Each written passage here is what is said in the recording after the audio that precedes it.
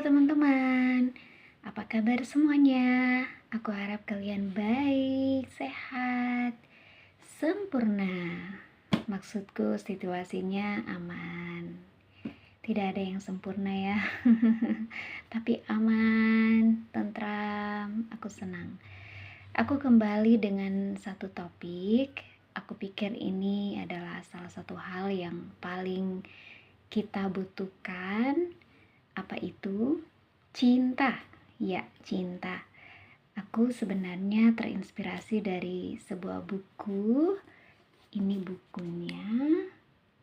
Judulnya Family Constellation, ditulis oleh Meilinda Sutanto, seorang terapis berasal dari Indonesia. Dan aku juga terinspirasi dari Alkitab, kitab suci di 2 Korintus 8 tentang pelayanan kasih. Nah, aku mau mulai sharing ini dengan sebuah pernyataan dari seorang novelis terkenal. Beliau adalah perempuan hebat, Ibu P.D. James.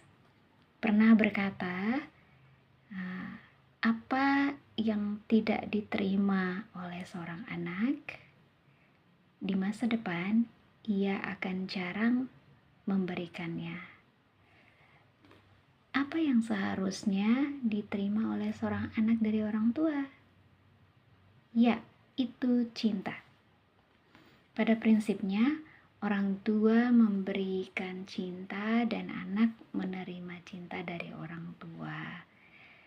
Anak-anak menerima dan mengambil kasih sayang dari orang tua, maka mereka punya cukup cinta yang kemudian hari mereka bisa kasih ke pasangan dan anak-anak mereka. Ketika prinsip ini tidak berjalan sebagaimana mestinya, tidak berarti anak-anak boleh menyalahkan orang tua mereka karena tidak beri cinta yang mereka butuhkan. Anak-anak tidak berhak menuntut apapun dari orang tua mereka, atau mereka harus menerima orang tua mereka apa adanya. Begitu juga sebaliknya, orang tua tidak berhak menuntut apapun dari anak-anak mereka. Begitu kata Meilinda. Nah, pertanyaannya untuk teman-teman, apakah sekarang kamu merasa tangki cintamu cukup? Pertanyaan yang kedua, apakah kamu pernah menjalin hubungan spesial dengan seseorang yang hanya mau menerima cinta dari kamu saja?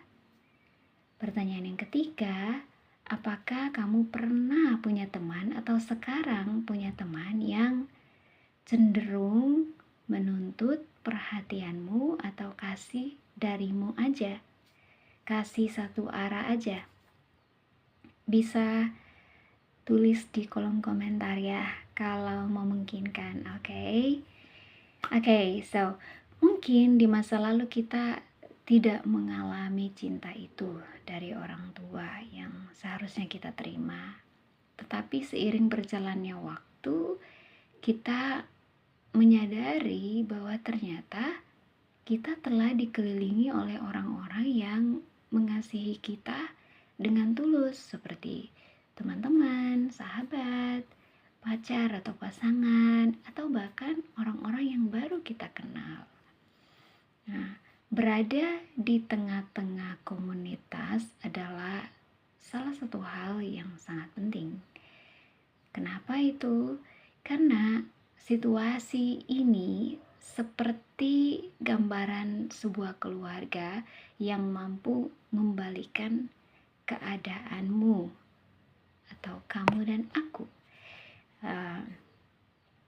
Jadi mereka mungkin bukan keluarga biologi kita, tetapi mereka bisa jadi keluarga bagi jiwa kita, ya, diri kita yang mungkin sedang membutuhkan cinta tersebut. Biasanya seseorang merasa kurang nyaman jika diperlakukan secara berbeda dari apa yang diterimanya di dalam keluarganya, entah itu hal baik atau hal buruk. Karena pendidikan pertama kita yaitu berasal dari keluarga kita sendiri.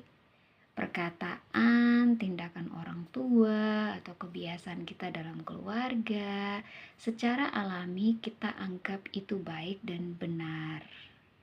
Ya, sehingga kita seperti menolak atau menutup diri dari kebiasaan yang baru di luar dari keluarga kita. Seperti itu. Kita merasa itu asing.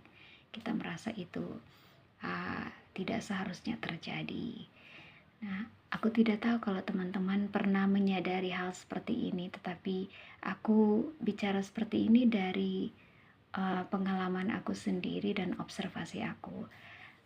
Oke, salah satu contoh di dalam keluargaku, kami tidak biasa saling menanyakan kabar satu sama lain. Hubungan kami baik, tetapi hanya tidak biasa bertanya apa kabar, kayak setiap hari apa kabar, seperti itu ya, karena alasan-alasan tertentu gitu. Tetapi di beberapa komunitasku adalah hal yang biasa untuk melakukan hal itu. Jadi tanya kabar dan mencari tahu secara mendalam apa yang sedang terjadi kepada dirimu, gimana perasaanmu, seperti itu ya. Awalnya aku merasa kurang nyaman, atau kadang-kadang aku bahkan merasa cukup terganggu dengan hal itu. Tetapi lama-kelamaan aku mulai terbiasa dan aku menganggap itu hal baik dan manis. Seperti menghangatkan hati begitu, teman-teman. Ya, maksudku menyampaikan hal ini adalah ya kita perlu terbuka dengan komunitas yang baik, yang membangun, yang penuh kasih sayang. Kita perlu terbuka untuk menerima kebaikan serta cinta dari komunitas kita, ya.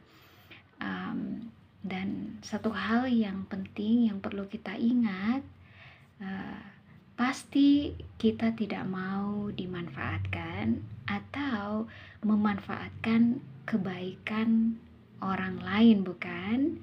Jadi marilah kita saling memberi dan menerima secara seimbang. Yang seorang memberi bukan supaya ia berkekurangan, tetapi supaya ada keseimbangan di antara keduanya. Seperti itu. Nah, satu lagi pesan terakhir, jangan lupa bahwa sebenarnya Tuhan sangat mencintai setiap keluarga dan Beliau menginginkan ada keharmonisan di dalam keluarga. Oleh karena itu, berdoalah sungguh-sungguh agar Tuhan segera memulihkan keluarga yang perlu dipulihkan.